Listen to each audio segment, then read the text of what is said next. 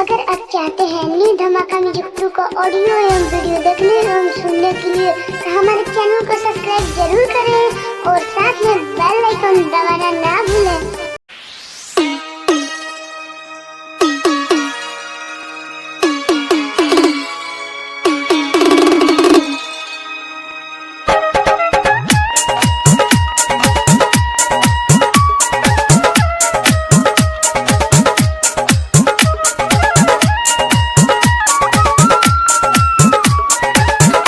Recording studio mix by इमाम बाबू।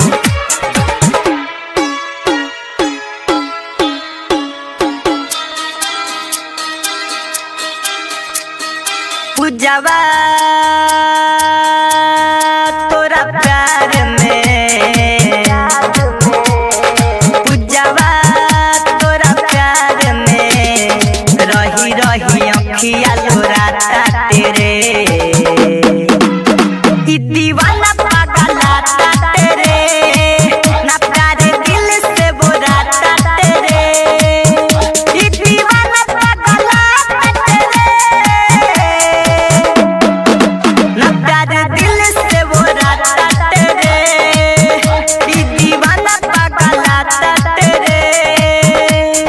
पूजवा तोरा प्यार में, पूजवा तोरा प्यार में रही रही अखिया लोराता तेरे,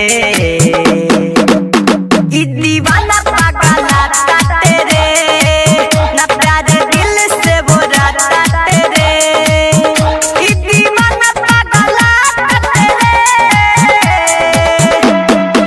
ना प्यार दिल से बुराता तेरे, दीवाना पागलाता तेरे।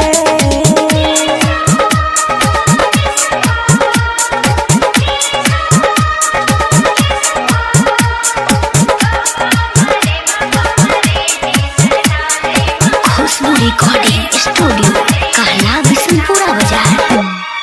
मिक्स बाय इमाम बाबू।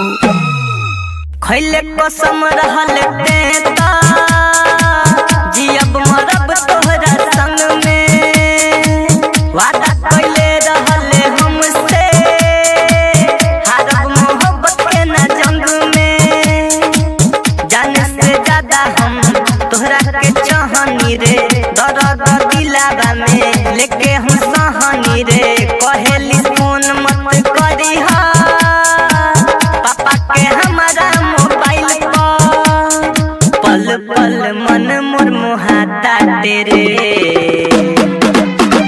दीवाना पागलाता तेरे, ना प्यार दिल से बुराता तेरे, दीवाना पागलाता तेरे, ना प्यार दिल से बुराता तेरे, दीवाना पागलाता तेरे, ना प्यार दिल से बुराता तेरे।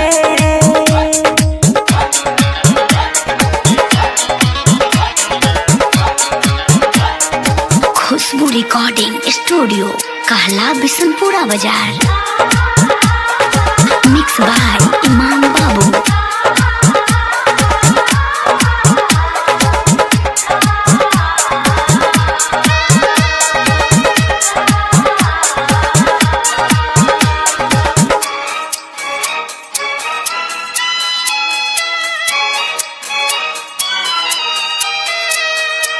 कोयला के आगे नियन रानी जरता हमरो जवानी, राइटर मैनेजर मता वाला के खत्म होता जिंदगानी, खुशी मोर लूट गई दिल जब से टूट गई, डीजे प्रिंसी मन के साथ जब से छूट गई, और उजाला से रे पूजावा हो गई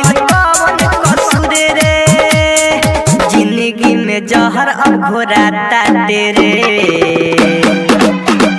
दीवाना पागलाता तेरे, ना प्यार दिल से बुराता तेरे, दीवाना पागलाता तेरे, ना प्यार दिल से बुराता तेरे।